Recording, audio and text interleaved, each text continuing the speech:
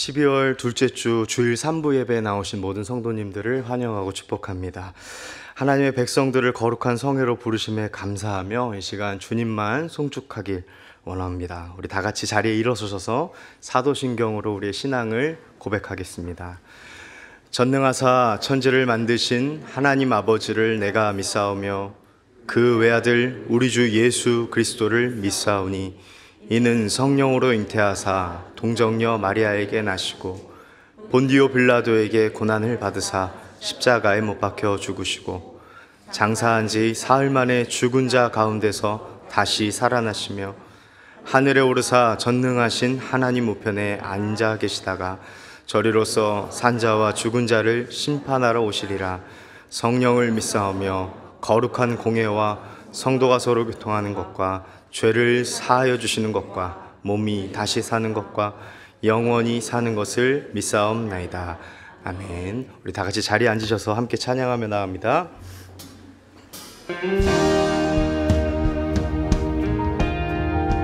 만유의 주제 되신 우리 주님을 찬양하며 나아갑니다. 만유의 주제 나사모하시니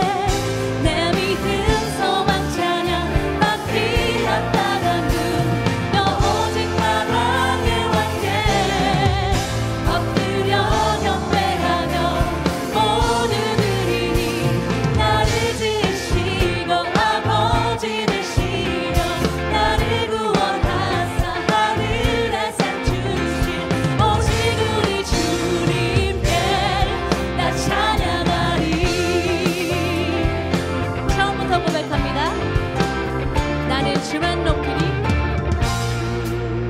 나는 주만 높이리. 아멘. 결코 내맘 변치 않네. 세상 모든 것에 모든 영광 십자가 앞에 다 버리고 나의 충성과 내 헌신 내 모든 소망 오직 예수. 나무에 달려 죽으신 그분께 오직 우리 주께. 오직 우리 주께 내 믿음 소망 찬양 받기 합당한 분. 너 오직 마방의 왕께 엎드려 경배하며 모두 드리리. 오직 우리 주께. 오직 우리 주께 내 믿음 소망 찬양 받기 합당한 분. 너 오직 마방의 왕께 엎드려 경배하며 모두 드리리. 나를 지으시고 아버지 되시며 나를 구원하사 하늘에 상 주신 오직 우리 주님께 나 찬양하리. 아멘 아멘. 오직 우리 주께. 오직 우리 주께 오직 우리 주께 오직 우리 주께 나 찬양하리. 오직 우리 주께 오직 우리 주께 오직 우리 다시 한번 오직 우리 주께. 오직 우리 주께 오직 우리 주께 오직 우리 주께 나 찬양하리. 오직 우리 주께 오직 우리 주께 오직 우리 주께 나를 지으시고 나를 지으시고 아버지 되시며 나를 구원하사 하늘에 상 주신 오직 우리 주님께 나 찬양하리. 아멘. 나 찬양하리. 나 찬양하리.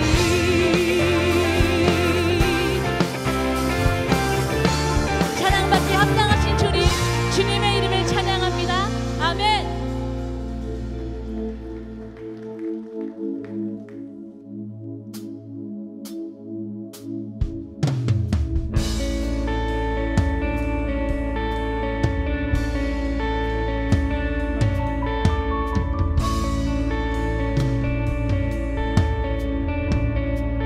나의 사랑, 나의 사랑 너는 어여쁘고 참 귀하다. 어느 보석보다 귀하다. 내가 사랑스럽지 않을 때 너를 온전히 사랑하고 너와 함께하려 내가 왔노라. 주의 사랑, 주의 사랑 이 사랑은 결코 변치 않아. 모든 계절 돌보시네. 푸른 마르고 꽃을 시드나 주의 말씀을 지키네. 실수가 없으신 주만 바라라. 주님의 나라와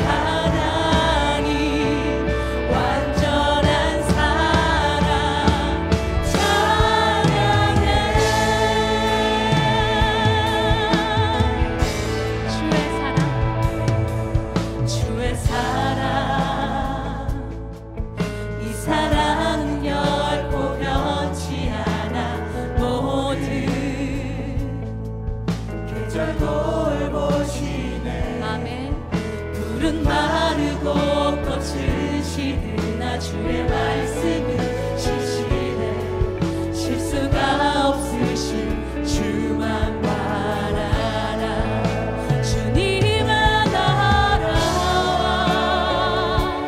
그신 나의 삶 속에 임하시며 주님 알기를 주만 보기를 소망해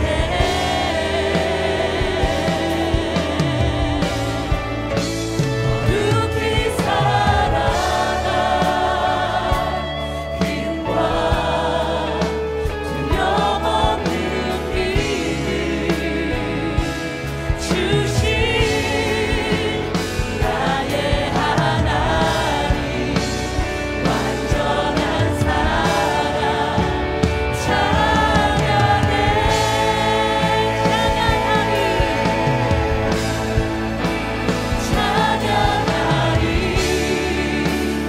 만군의 주 영원히 함께하시네 존귀하신 사랑의 왕 영원히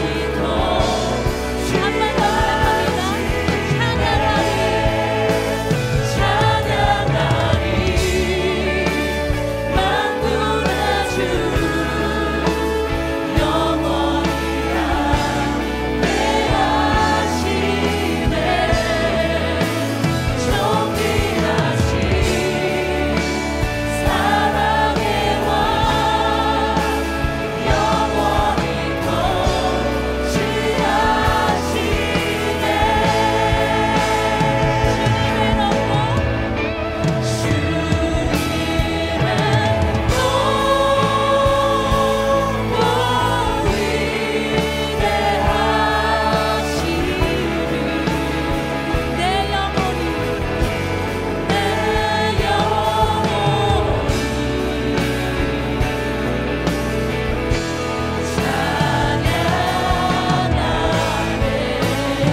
주님의 높고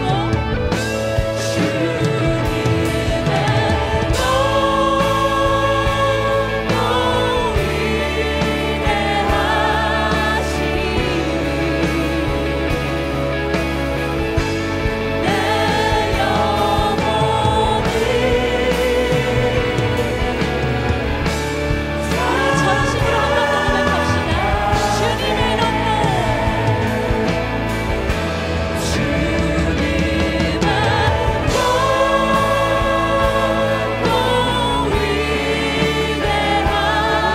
주님의 내 영혼이 주님을 찬양합니다.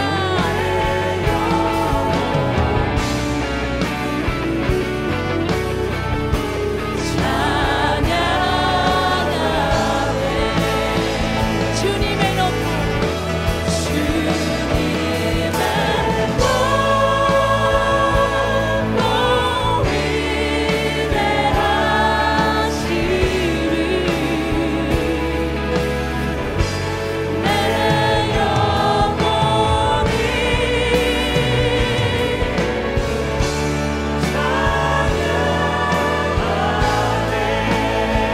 이 시간 높고 위대하신 주 앞에 주여 한번 외치며 예배를 위해 기도합니다. 주여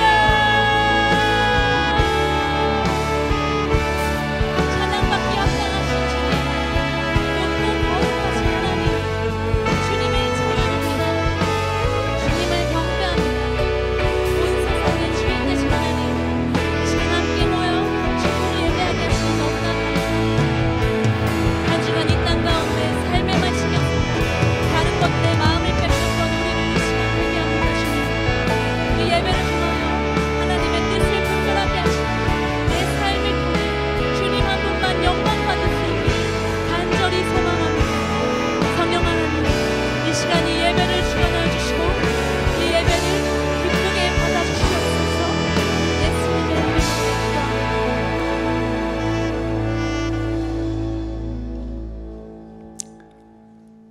말씀으로 천지 만물을 창조하시고 온 우주 만물을 홀로 주관하시며 운항하시는 전지전능하신 하나님 아버지, 독생성자 예수 그리스도를 이 땅에 탄생하신 거룩한 계절을 주신 하나님의 그 크신 은혜와 사랑을 감사를 드립니다. 죄와 허물로 영원히 죽을 수밖에 없는 저희들을 사랑하사 피 흘리시며 십자가에 달려 죽으시고 피로 값주고 저희들을 구원하여 주신 하나님의 한량의신 은혜와 사랑을 무한 감사 찬송 드립니다. 존귀하신 하나님 아버지, 올 한 해를 시작한 게 엊그제 같은데 세월은 흘러 올해의 마지막 달인 12월이 되었고 다시금 한 해를 돌아봅니다.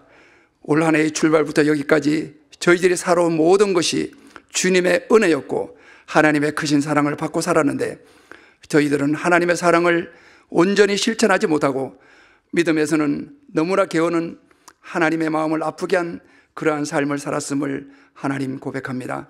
하나님, 내 이웃을 내 몸같이 사랑하지도 서로 사랑하고 격려함도 예수님을 전가하며 그 사랑을 나누는데도 너무나 인색했음을 고백하며 회개하오니 하나님 용서하여 주시옵소서. 이제 얼마 남지 않은 12월 저희 자신을 돌아보며 주님의 은혜 가운데 하나님 잘 결산하게 도와주시옵소서. 하나님, 이 나라 대한민국을 위해서 기도드립니다.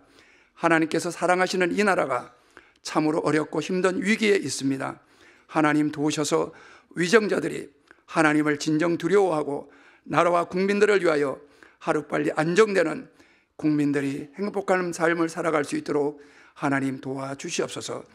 특별히 이 나라 모든 교회의 성도들이 하나님께 열심히 기도하게 하시고 교회가 이 나라와 민족의 희망이 되어 모두가 한마음이 되는 번영의 길에 들어갈 수 있도록 하나님 도와주시옵소서. 하나님, 이 시간 목동제일교회를 위해서 기도드립니다.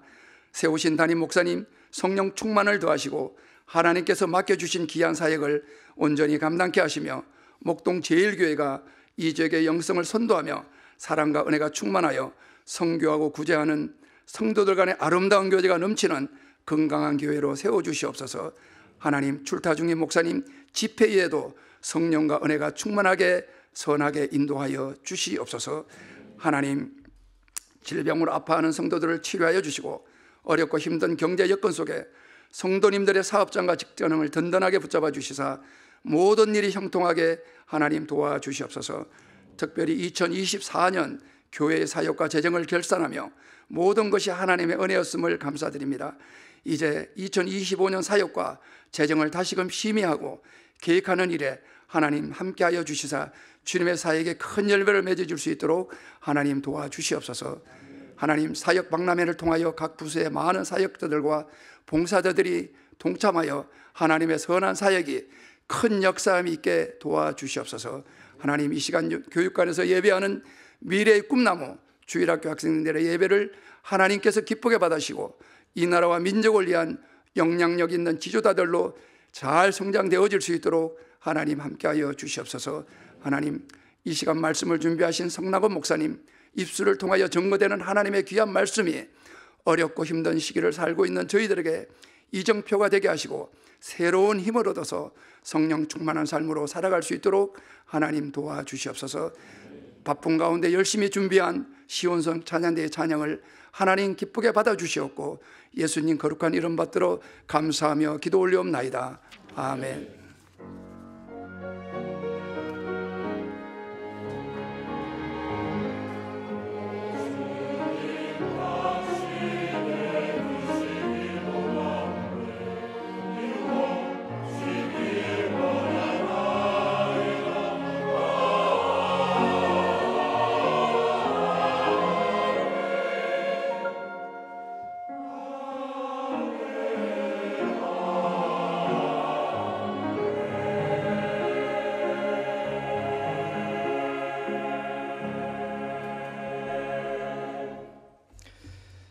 감사합니다. 오늘 함께 나눌 하나님의 말씀은 신약성경 마태복음 12장 1절부터 13절까지를 오늘 본문으로 보는데 우리 다 함께 6절부터 8절만 읽도록 하겠습니다. 우리 한 목소리로 6절부터 8절을 같이 읽습니다. 내가 너희에게 이르노니 성전보다 더 큰 이가 여기 있느니라. 나는 자비를 원하고 제사를 원하지 아니하노라 하신 뜻을 너희가 알았더라면 무죄한 자를 정죄하지 아니하였으리라. 인자는 안식일의 주인이니라 하시니라. 아멘.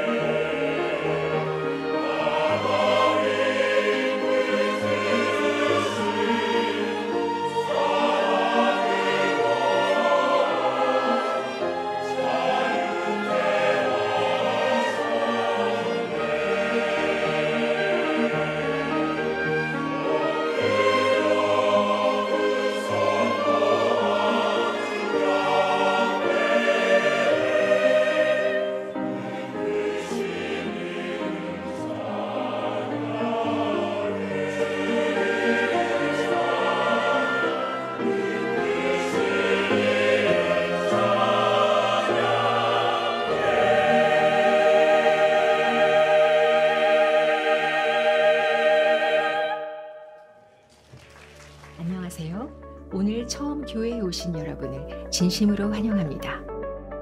예배로 승리하는 목동제일교회 12월 8일 소식입니다. 첫 소식은 새벽 예배 장소 변경 안내입니다. 비전홀 엘리베이터 교체 공사로 12월 2일부터 12월 말까지 비전홀 엘리베이터 운행이 중지되어 새벽 예배 장소를 변경합니다. 기존 비전홀 4층에서 본관 7층으로 변경하오니 착오 없으시길 바랍니다. 다음은 사역박람회 안내입니다. 2024년 목동제일교회의 사역을 소개합니다. 예배를 통해 하나님을 영화롭게 함을 믿는 예배사역위원회는 교회의 모든 예배를 기획하고 준비하며 성례를 준비하는 예배팀, 예배 운용을 위한 방송, 조명, 음향으로 은혜로운 예배를 돕고 메시지를 담은 영상을 위해 기획, 편집, 제작 등 영상으로 복음을 전하는 미디어 팀, 기도가 필요한 모든 곳을 위해 마음을 모두어 도구하는 중보기도팀, 어머니들이 모여 가정을 위해 기도하는 어머니 기도회 팀으로 구성됩니다. 찬양사역위원회는 풍성한 하모니로 하나님을 높이는 할렐루야, 시온성, 오케스트라로 구성된 찬양팀, 현대적인 음악을 사용하여 하나님께 영광을 올려드리는 주일 예배, 수요, 금요 기도회를 섬기는 주찬양팀, 주신 은사의 모양대로 모여 찬양으로 예배하는 가브리엘 권사 찬양대, 솔토 여성 중창단, 벤 남성 중창단, 토브 혼성 중창단, MDC 색소폰 앙상블, 아이노스 소년소녀 합창단이 있습니다. 목양사역위원회는 목장이라는 가장 작은 교회를 섬기는 교구팀, 사역개발팀은 올해부터 신앙훈련학교를 신설하여 성도들의 영적 성장과 성숙을 위해 계속해서 지원하고 있습니다. 교회의 첫 발을 디딘 새가족을 가장 먼저 맞이하는 새가족 등록팀, 따뜻한 섬김을 통해 교회의 가족이 되도록 돕는 새가족 양육팀으로 구성되어 있습니다. 주일학교 사역위원회는 그리스도의 장성한 분량에 이르기까지 다음 세대를 양육하는 데 힘씁니다. 하나님이 누구신지를 몸으로 배워가는 영유아팀, 성경 66권을 하나님 나라의 이야기로 배워가는 유소년팀, 하나님의 말씀을 마음에 새기며 몸놀이로 즐거움을 나누는 어와나팀,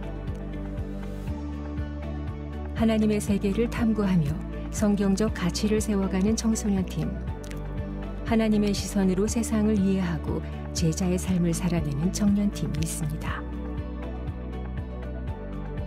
성도들의 경사와 애사에 동참하여 함께 울고 웃는 경조사역위원회, 긴급 구제로 돕는 SOS 뱅크팀, 연약한 이웃을 돌보는 긍휼사역팀과 구제팀, 사랑의 밑반찬 봉사, 장애인 복지관 등을 섬기는 사회봉사팀으로 구성된 사회봉사사역위원회, 교회를 출입하는 모든 분들을 친절한 미소로 섬기는 차량팀, 정성을 담은 음식으로 대접하는 식당팀, 매주 만나는 주보부터 크고 작은 모든 업무를 담당하는 행정팀, 시설을 보수하고 안전을 책임지는 영선팀이 수고하는 운영사역위원회, 교회의 재정을 효과적으로 사용하도록 정책을 수립하고 예결산을 집행하며 투명한 운용을 위한 감사까지 섬기는 재정사역위원회가 있습니다. 세대별 남녀 전도회로 각각 모여 교제하고 섬기는 평신도 사역위원회는 장애인 복지관, 카페, 어르신 섬김의 봉사로 수고하는 남평신도팀과 여평신도팀, 장학을 통해 다음 세대를 세워가는 장학팀이 있습니다. 지역사회위원회는 교회를 넘어 각 가정에 하나님의 사랑이 흘러가도록 돕는 사역을 감당하며 부모님을 세우는 아버지 학교팀과 어머니 학교팀, 어르신을 섬기는 실버 행복 아카데미팀, 어린 자녀를 복음으로 초청하는 아기 학교팀이 있습니다.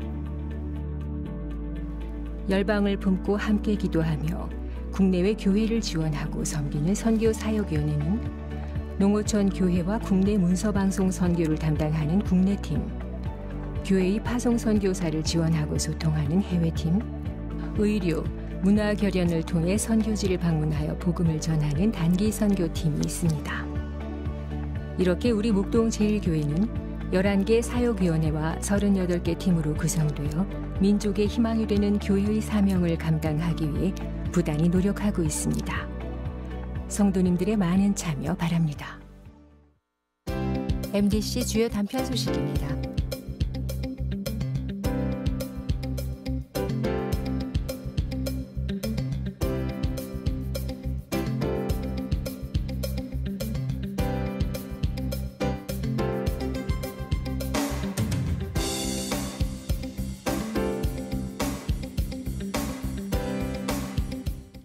살아계신 하나님과 함께하는 은혜 가득한 한 주 되시기 바랍니다. 연말이 되어 그 어느 때보다도 바쁜 아마 한 주를 보내시고 이 자리에 참여하셨을 것이라 생각을 합니다. 어떤 분들은 그렇게 일주일을 정의하더라고요. 월화수목 금금금이다. 그래도 3부도 웃어주시네요. 제가 안 웃으실 줄 알고 하나 더 준비했는데 할까요? 예. 제가 이제 아직도 그 이용희 목사님이랑 저를 헷갈려 하시는 분들이 좀 많아서 예, 새벽 예배 보면은 너무 똑같으시다고 살이 더 찌신 것 같다고 막 이렇게 말씀하셨는데 아이고 웃어주셔서 감사합니다. 아, 참 그런 것 같습니다. 연말이 되다 보니 챙겨야 할 것들도 너무나 많고 이제 정리해야 할 것들 또 새롭게 시작해야 할 것들 준비해야 될 것들이 너무나 많다 보니까 야근은 일상이요 또 주중의 삶이 바쁘다 보니 어떻습니까? 여러분 좀 긴장한 채로 아마 오늘도 복된 주일이요 안식일인 오늘 이 날이 아직도 긴장한 채로 오신 분들도 아마 있으시리라 생각합니다.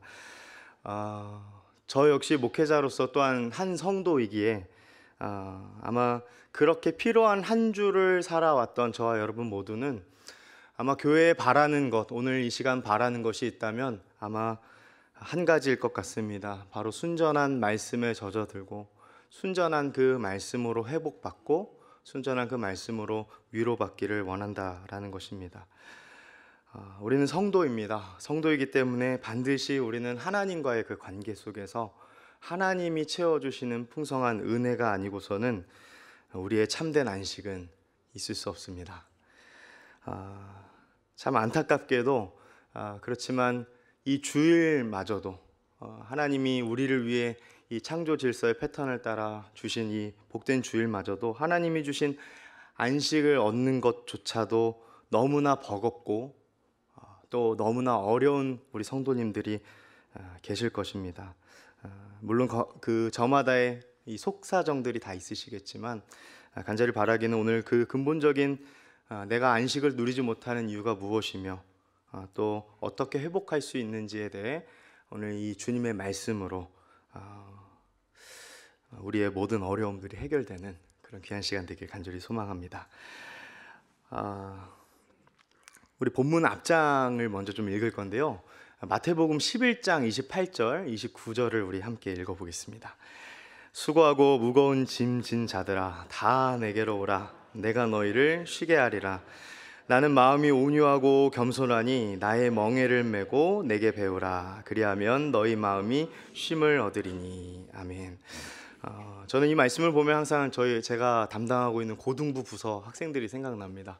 얼마 전 이제 수능을 마치고 또 수능 성적이 발표가 되었고 초조한 마음으로 이제 사회에 이제 뛰어들기 직전에 저희 아이들이 항상 예배의 패턴을 보면 여러분 혹시 스카라는 말 아십니까? 스카?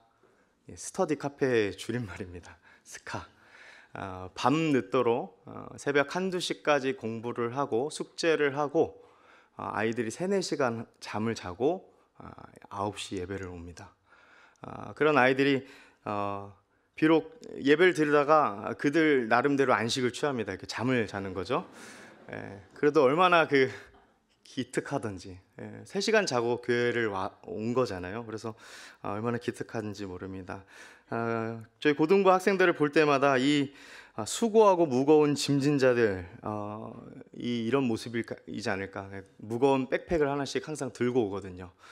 그래서 또 예배 끝나면 어딜 갑니까? 공부하러 가는 겁니다. 그렇습니다.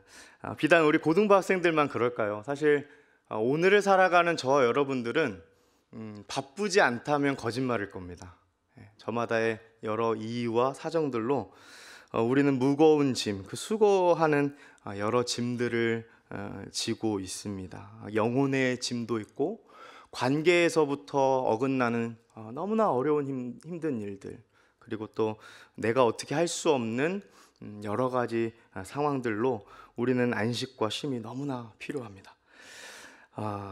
그런데 오늘 이 본문으로 전환되면서 12장 1절에는 그때라고 합니다. 그때. 이것은 그 다음에 시간적인 어떤 후를 얘기하는 것이 아니라 이 오늘 방금 읽었던 11장 28절과 29절을 그 안식과 쉼이라는 주제를 그대로 이어서 다음 이 마태 기자, 이 마태복음 통해서 그 다음 똑같은 주제를 가지고 이야기함을 우리에게 알려주고 있는 것이죠.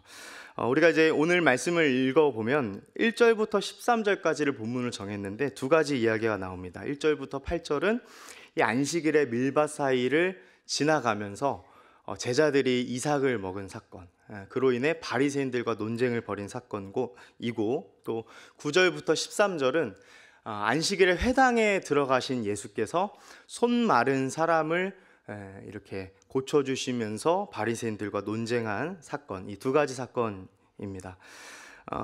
바리새인들 편에서 먼저 볼까요? 이 말씀의 이 사건, 이 에피소드는 바리새인들에게 있어서는 그들이 미워하고 시기하고 증오했던 예수와 그 제자들을 책잡기 좋은 어떠한 물꼬를 잡은 한 사건으로 그들은 기억할 것입니다. 그런데 우리가 이제 오늘 이 말씀을 저와 여러분들이 하나님의 말씀으로 받았는데, 이 마태와 또 예수님 편, 그러니까 하나님 편에서 이 기록을 통해서 저와 여러분들에겐 이 말씀이 어떠한 의미로 받아들여질까요? 저는 이렇게 생각합니다. 하나님께서 의도적으로, 그러니까 예수님께서 의도적으로 이 일들을 행하셨고, 또한 그것을 마태는 성령의 감동하심으로 알아서 오늘 우리에게 이 두 사건을 안식과 관련하여서 우리에게 전달한다라는 것입니다. 여러분 혹시 성경책을 가지고 계신다면 1절 말씀을 한번 보실까요? 1절에 보시면 예수님께서 안식일에 밀밭 사이로 가셨습니다.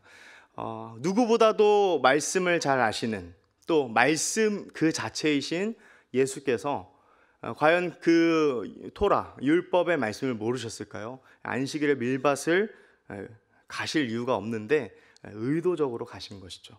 9절 말씀도 예수님은 이유 없이 안식일에 이 바리새인들이 가득한 유대인의 회당에 일부러 들어가신 겁니다. 우리가 이제 마가복음 1장에 보면은 예수님께서 이렇게 축기 사역을 처음에 하실 때 안식일에 하셨거든요. 안식일에. 그러니 이 기록된 말씀도 예수님도 의도적으로 이것을 우리에게 나타내 보이심으로써 안식의 바른 그 단초가 무엇인가 우리에게 가르치시기 위함이라는 것입니다. 먼저 1절부터 8절을 보시면 제자들이 안식일에 밀밭 사이를 지나가면서 굉장히 좀 배고팠나 봅니다. 그래서 어떻게 했죠? 이삭을 먹었습니다. 손으로 아마 비벼서 먹은 것으로 보이는데, 저는 이 마음이 조금은 이해가 되는 것이, 저도 주일날 새벽 예배부터 시작하면은 굉장히 배고픕니다. 그래서 새벽 예배 끝나고 나서 이렇게 아침을 꼭 챙겨 먹고는 하는데, 그러면 여러분 조금 뜬금없지만 제가 지금 배고플까요? 안 배고플까요? 의도된 좀 일종의 의문을 한번 드려봤습니다. 왜냐하면 오늘 본문 역시도 마찬가지거든요. 제자들이 시장하였다고는 하지만 그게 정말 생사를 오고 가는 것처럼 그런 정도의 배고픔인지 아닌지 본문은 알려주고 있지 않습니다. 그냥 배고파서 먹었다고 하는 것이죠. 그러니까 그것은 중요한 것은 아닌 것입니다.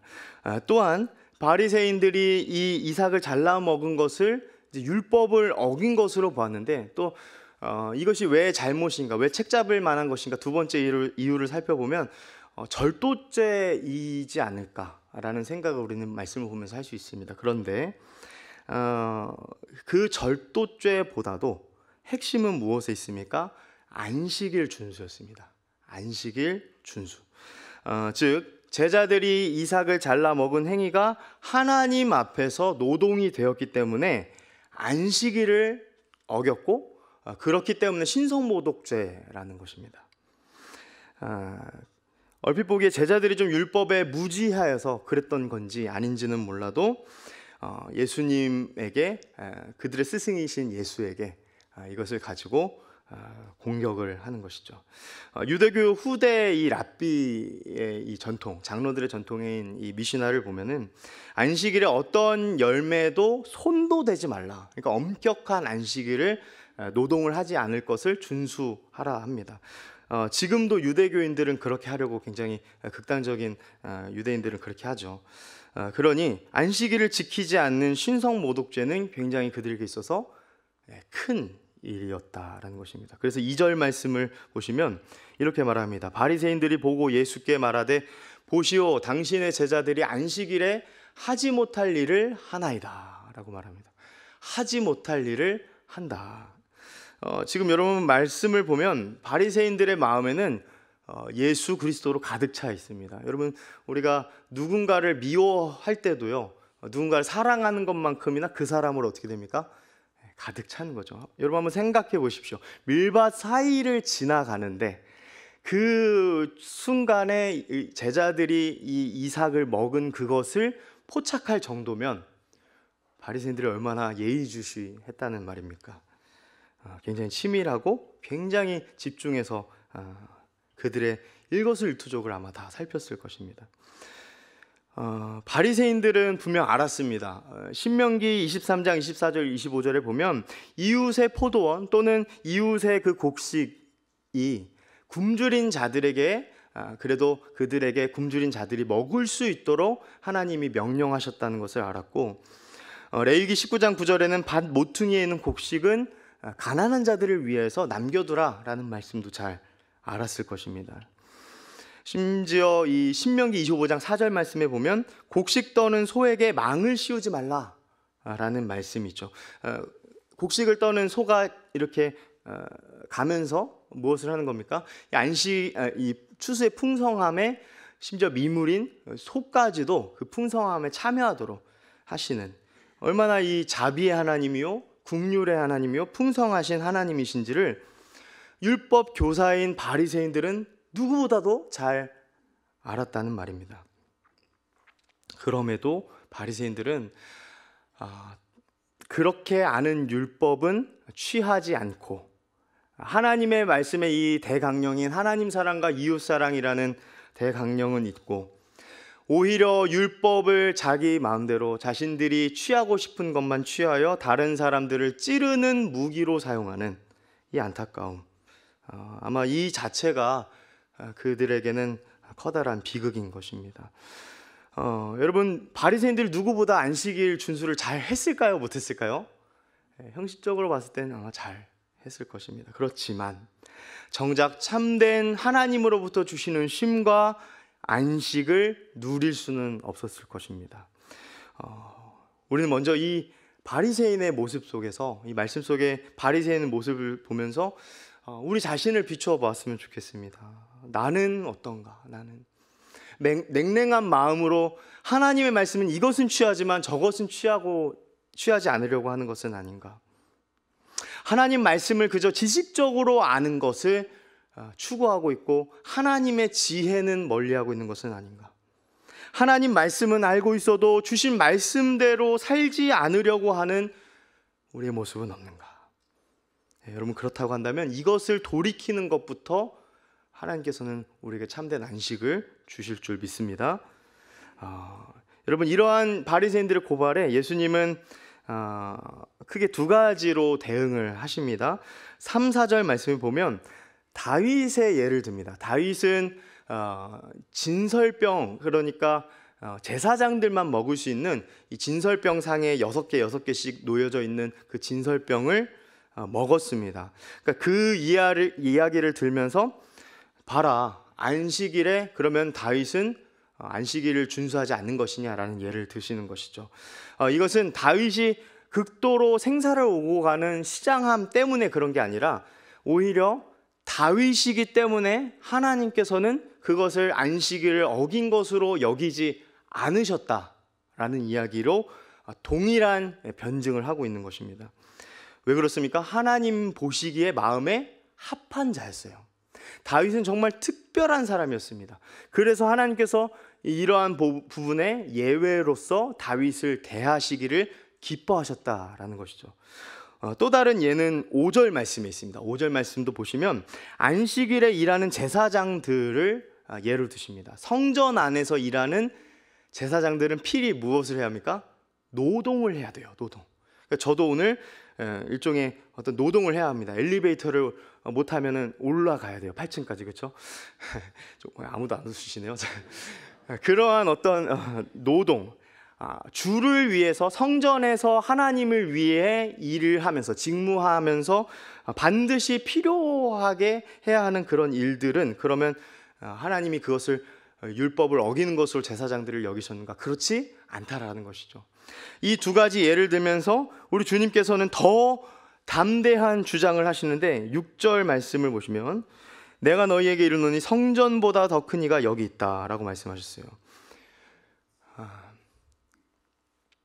이것은 마태복음 22장에 보면은 다윗의 후손보다 내가 더 큰 자다라고 말씀하시는 거, 직접적으로 다윗보다 크다라고 거기선 얘기하지만, 물론 여기서는 다윗의 얘기가 이제 그렇게 다윗보다 크다라는 얘기는 하지 않지만, 이러한 이어지는 연속성으로 봤을 때 지금 이런 얘기를 하는 겁니다. 요약하면 내가 바로 그 다윗보다 큰 자요, 내가 바로 그 성전보다 큰 자다. 그러면서 12장 8절에 인자는 안식일의 주인이다.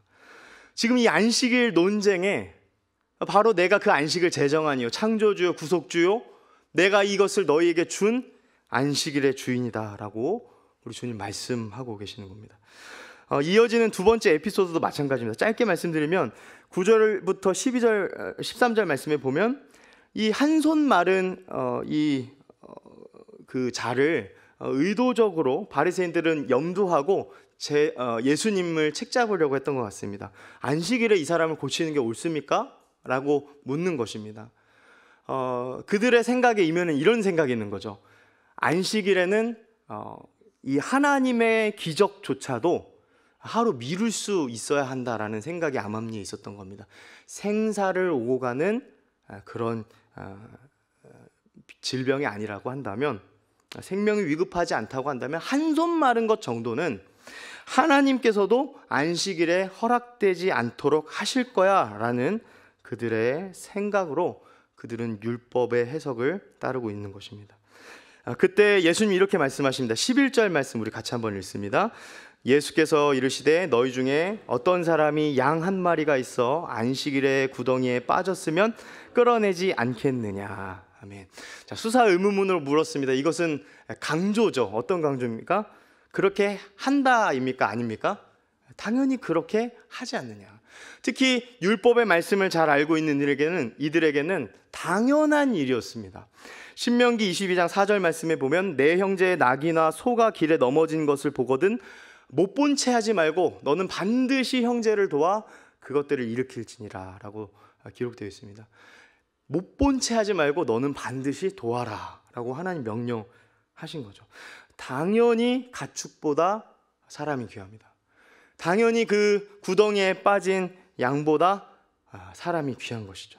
공경에 빠진 이들을 돕는 것, 선을 행하는 것, 그것이 안식일에 이루어진다 할지라도 그것은 당연한 것이다 라고 우리 주님은 말씀하시면서 그 다음 13절 말씀에 손 마른 사람의 질병을 고쳐주십니다. 여러분, 마태복음에서 이렇게 예수님이 먼저 말씀하시고 고치기 이전에 먼저 말씀하시고 그 다음에 고치신다는 것은 두 가지를 동시에 입증하는 것입니다. 첫 번째는 그럴 만한 신적 권위가 바로 예수 그리스도께 있었다라는 것을 모든 사람에게 보이는 것이고, 두 번째는 그 전에 기적을 베풀기 이전에 예수께서 말씀하셨던 진리의 말씀이 참이요 진리임을 동시에 입증하는 것입니다.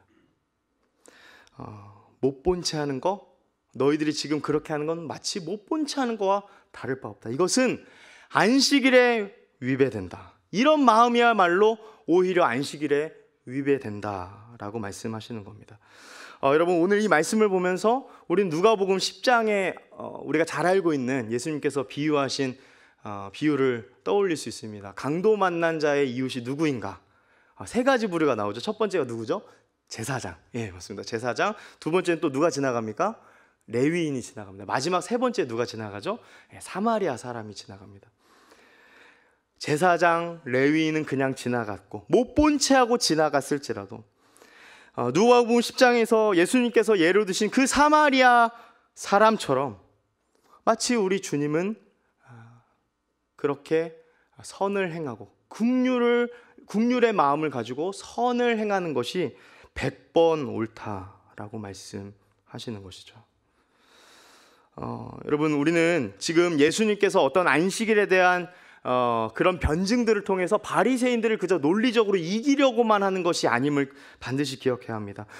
예수님은 또한 구약의 어떤 율법들 다 필요 없는 거야, 이게 진짜야 라고 말하는 것이 아니라 오히려 구약의 말씀들을 예로 들어가면서 율법의 완성이신 그 예수님께서 이것이 바로 하나님께서 말씀하신 참된 원리요, 하나님께서 추구하시는 참된 안식일에 행해야 할 일이다 라는 것을 가르치시고 있는 것입니다. 그러면 이 두 에피소드를 통해서 다시 한번 우리에게 6절부터 8절의 말씀으로 다시 우리의 시선을 돌리게 합니다. 안식일의 주인 되신 우리 주님께서 그러면 안식일에 원하는 것이 무엇일까?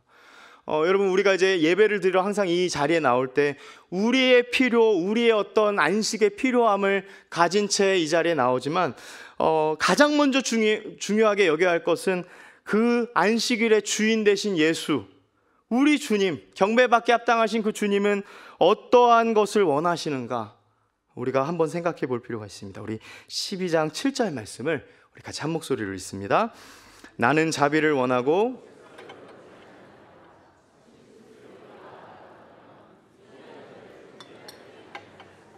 아멘. 이 말씀도 호세아서 6장 6절의 말씀을 인용한 것입니다. 그러면서 우리 주님께서 이렇게 말씀하시는 거예요. 빗대어서 나는 인애를 원한다, 나는 자비를 원한다 라고 말씀하시는 겁니다. 여러분, 이것은 제사를 형식적인 제사와 이렇게 구분지어서 그건 원하지 않아 라고 말씀하시는 것이 아니라, 여러분 한번 생각해 보십시오. 제사는 왜 주셨습니까? 죄인된 우리가 다가설 수 없는 그 하나님 앞에 우리가 다가갈 수 있도록 그 하나님께서 만드신 것, 은혜를 베푸는 장 아니겠습니까? 안식일은 우리에게 왜 주셨습니까? 창조 질서의 이 패턴을 따르면서 매주 지치고 주중의 삶에서 곤고하고 곤궁한 채로 살아가는 우리에게 은혜의 방편으로 하나님을 만나고 하나님의 말씀으로 회복할 수 있도록 그 자비의 하나님, 자비를 원하시는 주님께서 주신 은혜의 방편인 것입니다. 저는 오늘 이 말씀을 통해 크게 세 가지 교훈을 우리 마음에 새기기를 원합니다. 첫 번째는 결국 하나님의 뜻 중심에는 언제나 이 하나님의 이 인애, 이 하나님의 자비가 있음을 우리가 붙들어야 한다라는 것입니다. 다윗보다 크시며 성전보다 크시며, 오늘 읽지는 않았지만 마태복음 뒤에 보시면 솔로몬보다 크고 요나보다 크시니, 모든 것보다 크신 우리 주님, 안식일의 주인 되신 주님께서는 우리를 향한 자비를 멈추실 생각이 없음을 우리가 기억해야 한다라는 것이죠. 여러분, 우리가 삶을 살아가다 보면 내가 보는, 내가 해석하는 삶의 문제의 해결 방안들이 있습니다. 하나님이 이성을 주셨기 때문에 당연한 것입니다. 그러나 내가 해석할 수 없는 주름 잡힌 문제들이 너무나 많습니다. 도저히 해결이 되지 않습니다. 무엇을 붙들어야 할지, 어떻게 풀어가야 할지조차도 이 얽히고 설킨 실타래와 같은 문제들을 가지고 우리는 끙끙 알 수밖에 없습니다. 더 문제인 것은 무엇입니까? 하나님의 뜻을 내가 완전히 알지 못함으로 인한 어떤 마음의 불편함, 우리의 마음의 압박감이라고 할 수 있습니다. 하나님은 의도적으로 우리에게 전부를 가르쳐 주시지 않은 것 같아요. 그래서 우리는 하나님의 뜻을 결과의 어떠한 이면으로 묻곤 합니다. 하나님, 제가 이것을 선택해서 이렇게 된 거죠. 하나님, 제가 이렇게 선택해야 맞는 거죠. 하나님, 제가 이 길로 가야 맞는 거죠 라고 하나님의 뜻을 반대로 묻곤 합니다. 그런데 여러분, 너무나 감사하고 너무나 분명한 사실, 우리가 그러나 쉽게 잊는 한 가지 사실은 무엇이냐면, 하나님의 뜻을 분명히 우리에게 나타내 보이셨는데 그것은 바로 하나님은 선하시다라는 것입니다. 여러분, 하나님의 선하심을 붙드십니까? 하나님의 선하심을 인정하십니까? 하나님의 뜻의 중심에 하나님의 그 긍휼, 하나님의 그 선하심을 이 말씀을 통하여서 우리에게 분명히 비치셨습니다. 우리는 이 사실을 붙들어야 합니다. 9장 13절에서도 동일하게 너희는 가서 내가 긍휼을 원하고 제사를 원하지 아니하노라 하신 뜻이 무엇인지 배우라.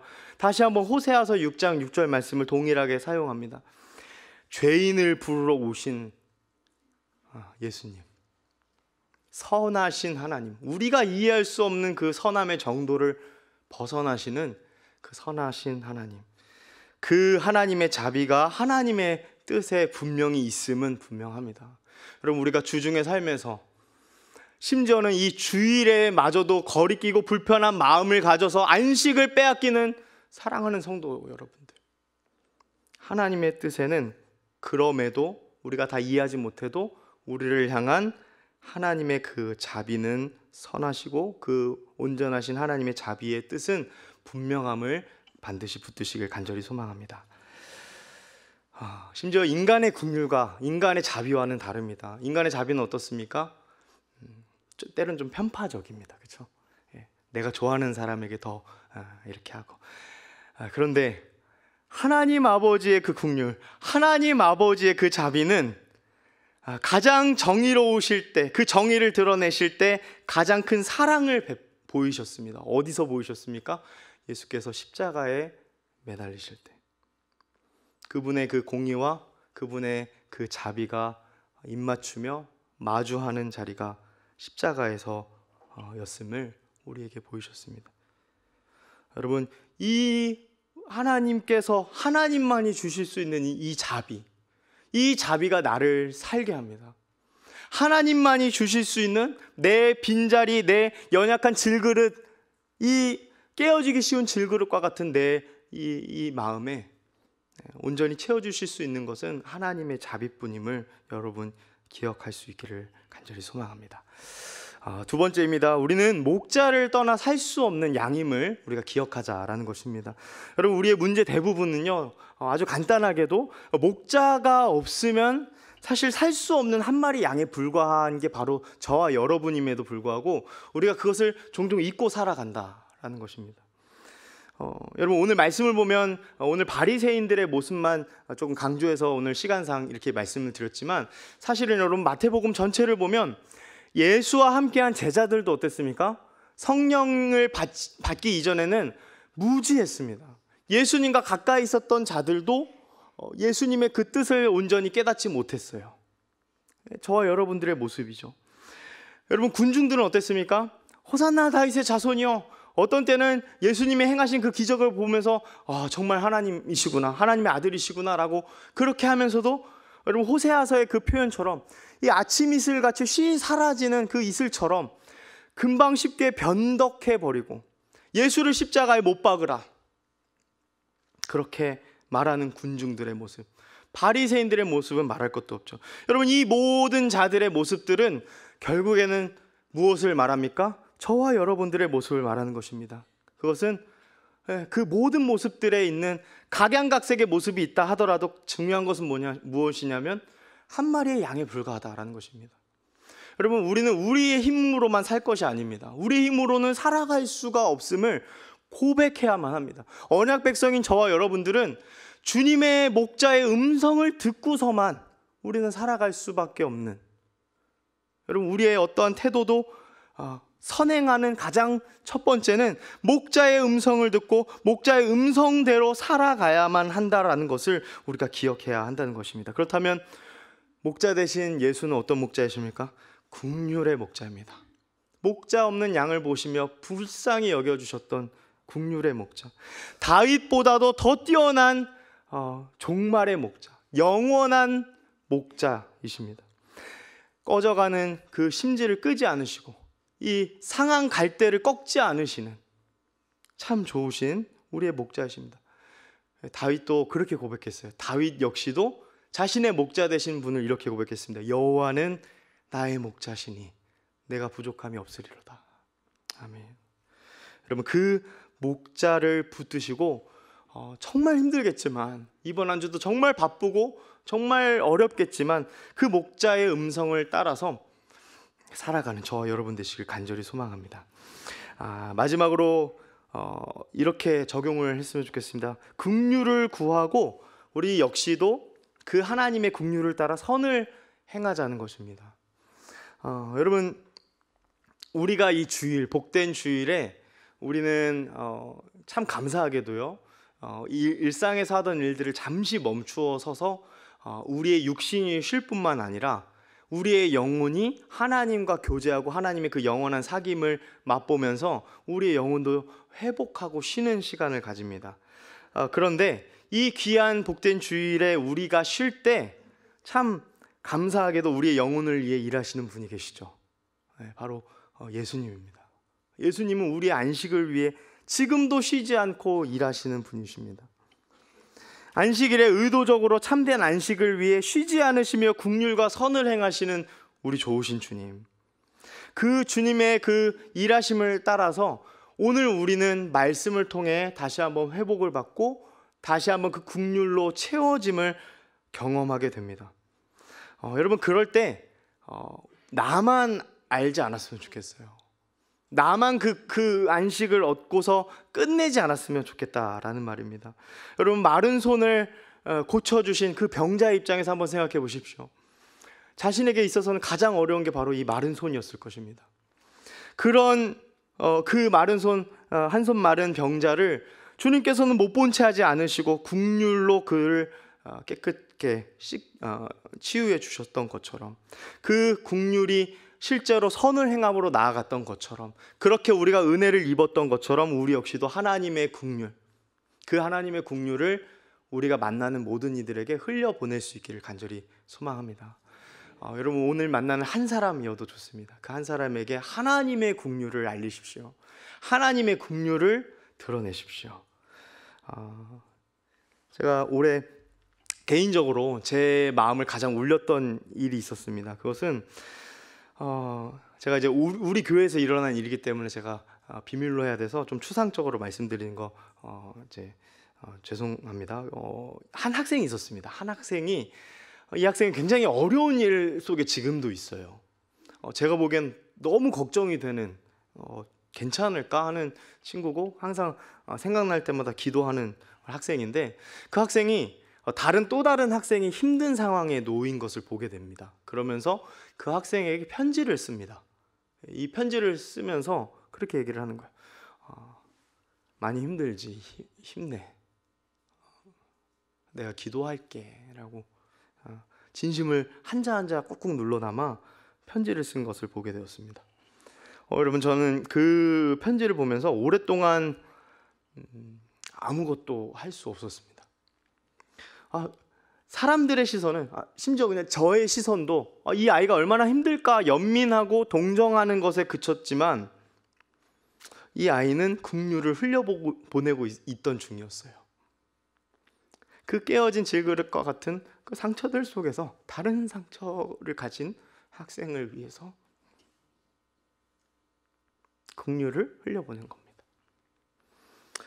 여러분, 하나님을 사랑하는 것, 어떤 목사님이 이렇게 표현했습니다. 하나님은 우리에게 충분하시다라는 거라고, 이웃을 사랑한다는 것, 우리에게 주신 것이 충분하다라는 것이라고 그렇게 표현을 한 것을 본 적이 있습니다. 여러분, 우리가 상처받았죠. 우리가 너무 힘들죠. 그렇지만 그런 우리를 통하여서도 하나님의 긍휼은 흘러갑니다. 지금도 흘러가고 있습니다. 다른 사람을 살도록 그렇게 하나님이 하십니다. 다른 이들이 숨 쉴 공간을 주고 섬김의 대상의 유익을 구하여 그 사람이 행복한 것이 나의 행복이 되고 하나님의 사랑으로 충만하게 되는 저 여러분 되시길 간절히 소망합니다. 말씀을 맺습니다. 톨스토이의 사람은 무엇으로 사는가라는 단편소설에서 인생의 중요한 질문을 이렇게 내립니다. 사람 자신에겐 무엇이 필요한가? 그것에 대한 답으로 하나님이 그것을 아는 지식을 우리에게 주지 않으셨다라는 겁니다. 그렇죠, 정말 우리가 뭘 필요한지 모르잖아요 지금. 그러면서 이 책에서 또 다른 질문을 합니다. 그러면 사람은 무엇으로 사는가? 그 사람은 무엇으로 살죠? 사람의 마음속에는 이 겉모습과는 별개로 진정한 사랑으로 산다라고 이 책은 말합니다. 오늘 주님 말씀하셨습니다. 나는 자비를 원한다. 그 하나님의 그 긍휼로 우리가 채워질 뿐만 아니라 그 긍휼이 모든 이들에게 이 복된 주일에 흘러가는 귀한 이 시간 저와 여러분 되시길 간절히 소망합니다. 우리 다 같이 자리에 일어나셔서 우리 마지막 찬양으로 우리 주님 앞에 나아가겠습니다.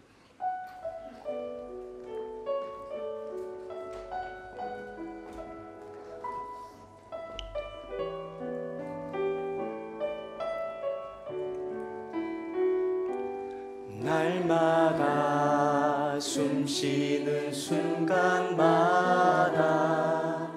내 앞에 어려운 일 보내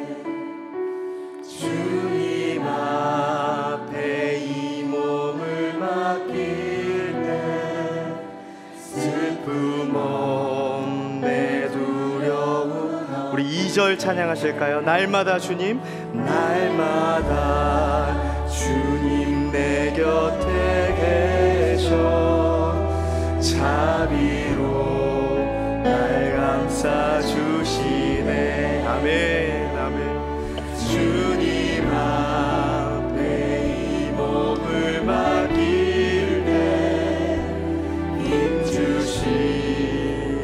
위로 어린 나를 품에 안으시사 어린 나를 품에 안으시사 항상 평안함 주시도다.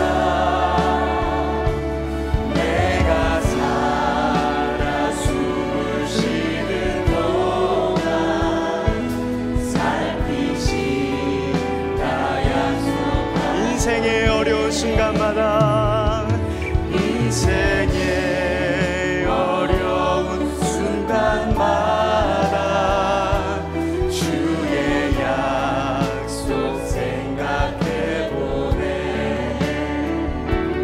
내 맘속에 믿음 잃지 않고 말씀 속에 위로를 아멘.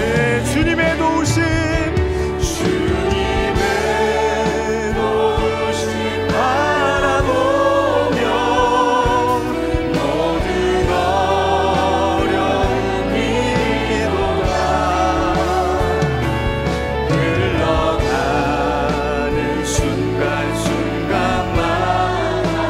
주님의 긍휼을 다시금 생각하면서 주님의 그 자비로운 손길 찬양합니다.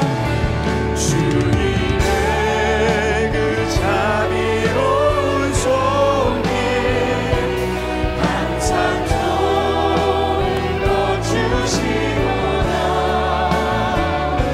사랑스레 아픔과 기쁨을 수고와 평화와